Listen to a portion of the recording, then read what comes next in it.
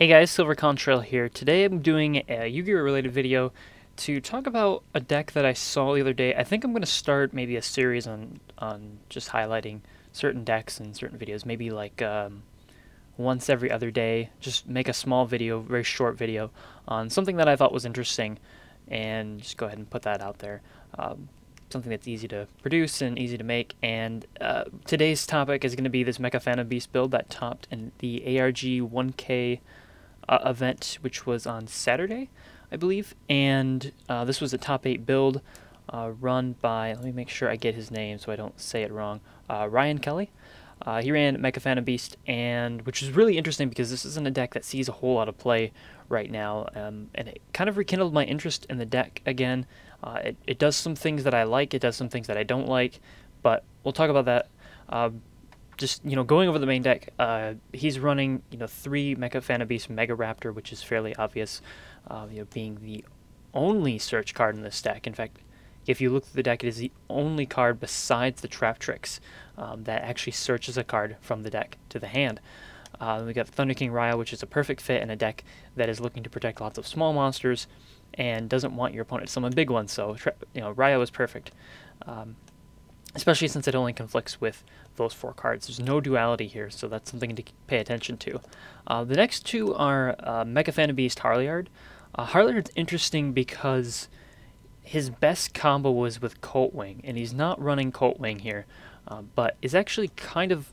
It's an interesting card, being that it's only 1800, so it's kind of weak, but it does get you a Mecha Phantom Beast token every time you tribute one to activate a card effect, which... if you take a quick scan through the deck, you can see there's quite a few ways to tribute tokens to activate card effects. Besides just the Mecha Phantom Beast monsters themselves, there's also the Spiritual Wind Art, which we'll get to in a minute. He's running 3 of Tetherwolf. This is, again, pretty obvious. You're never going to see a Mecha Phantom Beast build that doesn't run 3 Mega Raptor, 3 Tetherwolf. These are by far the best cards in the deck. And then the 1 Trap Tricks, which is going to search the bottomless trap hole and the trap hole in the deck, which I think is interesting that he's running this at all. It seems like it's a throw-in to get the extra monster, to get the extra search really quickly, but it does open up more vulnerabilities than I like. So, Trap Tricks, I have no idea how to pronounce that. I've honestly never heard it pronounced. But he's a cool guy. He's seen a lot of play recently, and I think it's a smart fit for this deck, although maybe not for everyone. And then 1 Black Falcon. Black Falcon's cool. I like him at 1. He's pretty good at basically stalling your opponent and getting big monsters in defense position. There's some matchups that he's really good in, where he can just flip monsters into defense position and run them down. He's also really good at generating tokens turn by turn by turn. So he's good, just a good card to have on the field if you need to get a bunch of tokens. 2 Hamstrat. Hamstrat is the biggest could have been in this deck, because it is unfortunately a level 3 instead of a level 4, but it's strong. It's pretty solid as far as getting back your Dracossack, getting back your other key Mecha Phantom Beast monsters. There's a Macrocosmos being played here, but Hamstrat is usually going to be pretty live. And then the 1 Stealth Ray, which is really interesting that he was running this. I don't see a lot of people run this card because they feel that it's inconsistent, but it's actually really good, and you see that a lot of this deck is set up in order to counter a certain deck, and that happens to be Fire Fist. It's really good against Fire Fist because if you set it in defense position, they don't have non-extra deck monsters that can get over it, so they'll end up running into it thinking that it's a Hamstrat, and they'll attack it with a tanky boosted bear, which is like 1700 or more. That's enough to get over Hamstrat, but it's not enough to get over Stealth Ray. Stealth Ray gets you a token in defense position, and then it can destroy a back row with its effect, which is pretty strong. For the spells, pretty simple lineup. 1 creature swap, 3 Typhoons, 2 Lances, and 3 Scapegoat. The creature swap is good against a lot of matchups that are going to want to sit on an Xyz monster. It's really good when comboed with Tetherwolf, or with comboed with Black Falcon or something like that. You can just summon it, summon the Tetherwolf, get a token, switch the token with their Xyz monster, and then just do whatever. The 3 Typhoons because this deck hates back row, and then the 2 Lances stop things like Dimensional Prison and Compulsory Evacuation Device that would otherwise get your monsters off the field without destroying them, because while you control a token, they can't be destroyed by battle or by card effects, but they can still be affected by them, so it's really important that you play the Lance. And then the 3 Scapegoats. Scapegoat's kind of odd here. I've almost considered running it at 2. It's either really good or it just clumps. and then, yeah, it just sucks. Unfortunately, the tokens are Earths. They don't combo with Spiritual Wind Art either. But, you know, in terms of generating tokens, you're not really going to get anything better than Scapegoat. Of course, we got the Trap Hole and the Bottomless Trap Hole to work with the Trap Tricks, and, you know, they're just good cards anyways, this format. And then 2 Mirror Forces to keep your tokens safe. The 1 Skill Prisoner was interesting, and in my testing, because I've been playing the deck a little bit online, this is probably the big weak link. I'm not a big fan of it. I guess, you know, it does stop things like Bear, but ultimately I think Skill Prisoner is a fairly weak card in here, and I would rather see this be pretty much anything else. This is definitely something I would side and not main deck, but that's just me. And then the Dimensional Prison, you know, to keep tokens safe a little bit more. In fact, this could be another Dimensional Prison instead, because this card, there's a lot of matchups where this card does nothing. So that's definitely a tough one. And then the 3 Spiritual Wind Arts. Of course, you contribute a token or a monster, any wind, and then you target a card they control and you put it at the bottom of their deck. So this is a great way to just get rid of stuff, and of course it combos with Harleyard, so you can put the card at the bottom, you get an extra token. Really handy, and it's a great way to, you know, have that removal accessible whenever, and it gets rid of anything, puts it back in the deck. Not too good to do to tanky targets, not too good to do to tanky itself, but, you know, whatever. In fact, well, actually, you know, if they activate the tanky, you can just kick it back into the bottom of their deck, and then, you know, let them sit on that. It's a really good card if you open with, like, a Tether Wolf, and then you just set this. Like, that's pretty good. But almost any other situation, it's kind of hard to play, so you don't always want to open this. I'm kind of surprised you ran it at 3. And then the 1 Compulse, the 1 Macro. The Compulse just being a decent card to get rid of big Xyz monsters that you don't have a lot of ways to get rid of. And then the Macro is just really, really strong. The fact that it stops Hamstrat is irrelevant.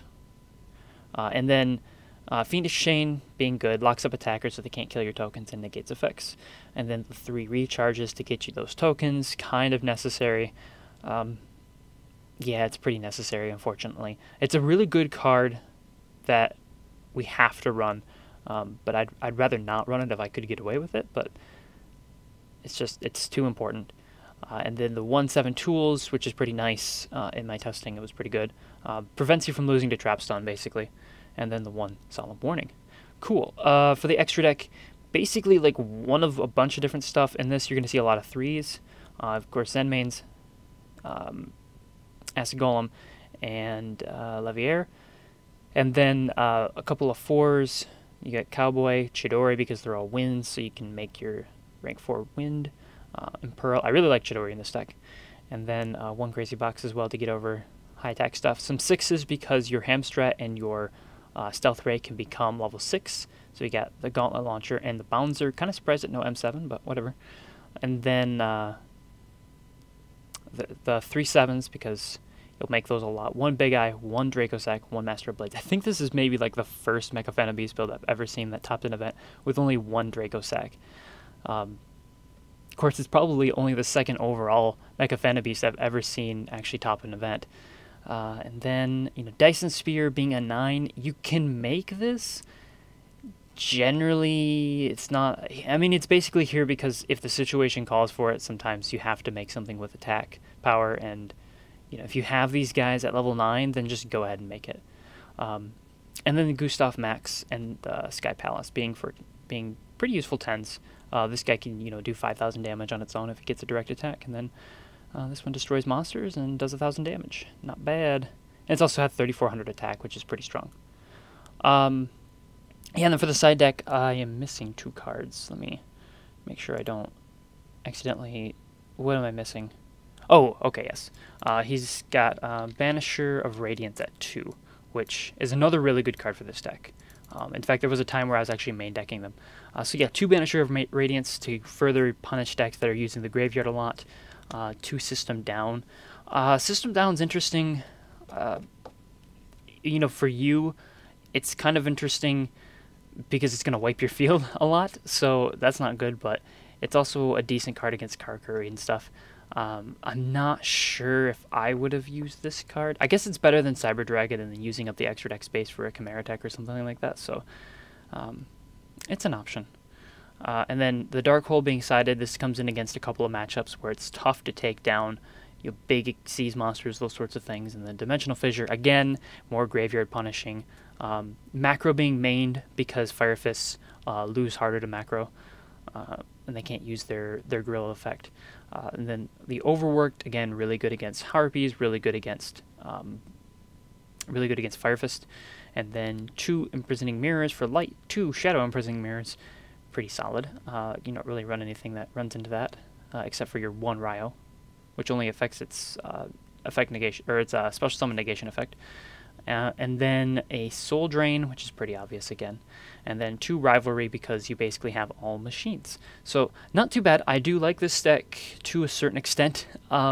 It's not exactly my playstyle, which is probably the reason that I'm kind of like, but it definitely works, and I'm really, really excited to see people play this deck, and yeah, it's really cool. So congratulations to the top 8 finisher, Ryan Kelly. You did a great job. So yeah, that's about it for today. Maybe next time we'll talk about some other decks and stuff if you guys like videos like this.